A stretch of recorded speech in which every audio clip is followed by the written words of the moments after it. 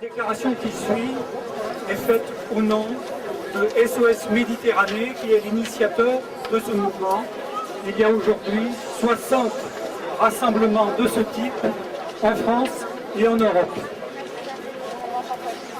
L'association européenne SOS Méditerranée, créée en 2015, affrète l'Aquarius pour porter secours avec l'aide de Médecins sans frontières aux hommes, femmes et enfants qui tentent de traverser la Méditerranée sur des embarcations de fortune. En 2 ans et demi, et au cours de 230 opérations de sauvetage, 29 523 personnes, dont près d'un quart sont des mineurs, ont été secourues. Ces derniers mois, l'Aquarius a été la cible de manœuvres politiques visant à criminaliser ses équipes et à mettre un terme à sa mission vitale de sauvetage. Après la fermeture de ports italiens et les difficultés récurrentes à trouver un lieu sûr pour débarquer les rescapés, l'Aquarius a été attaqué à 2 reprises par l'état de son pavillon. Gibraltar tout d'abord en août, puis maintenant Panama, qui annonce son intention de radier le navire de ses registres. Sans pavillon, l'Aquarius serait contraint de rester à quai, alors qu'aux portes de l'Europe, en l'absence de tout navire de sauvetage civil en Méditerranée centrale, les morts se multiplient. Depuis 4 ans, 15 000 personnes se sont noyées en Méditerranée.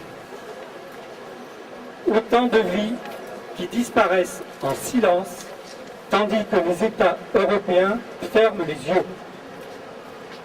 Face à cette non-assistance à personne en danger, c'est la responsabilité de l'Europe qui est en jeu.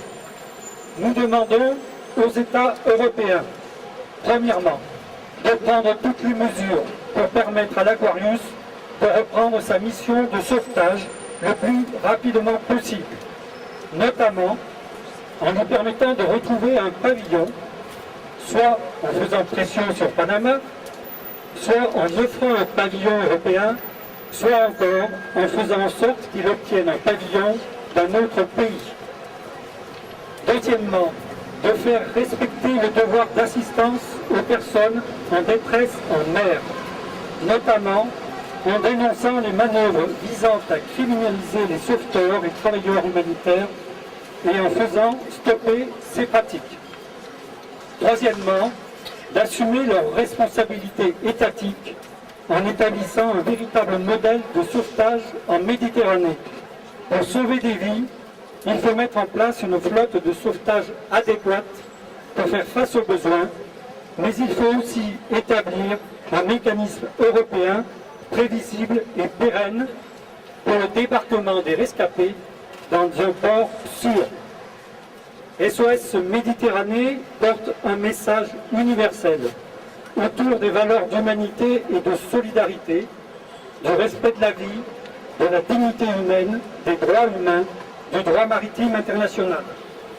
On ne peut pas laisser une personne se noyer sans lui tendre la main. Le devoir d'assistance est un impératif légal et moral. Les messages de peur, de repli sur soi doivent cesser. Les fantasmes de certains de nos dirigeants ne sont pas une réalité. L'obligation d'assistance ne doit pas être une option. Des êtres humains meurent.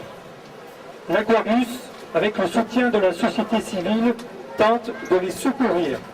Sauvons aujourd'hui l'Aquarius, qu'il obtienne un pavillon lui permettre de poursuivre sa mission.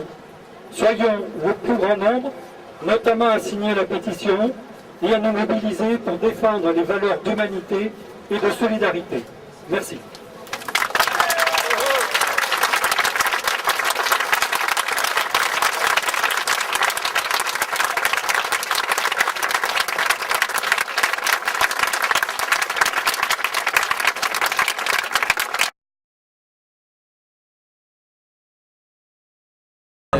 les EGM, les États généraux de la migration, des migrations.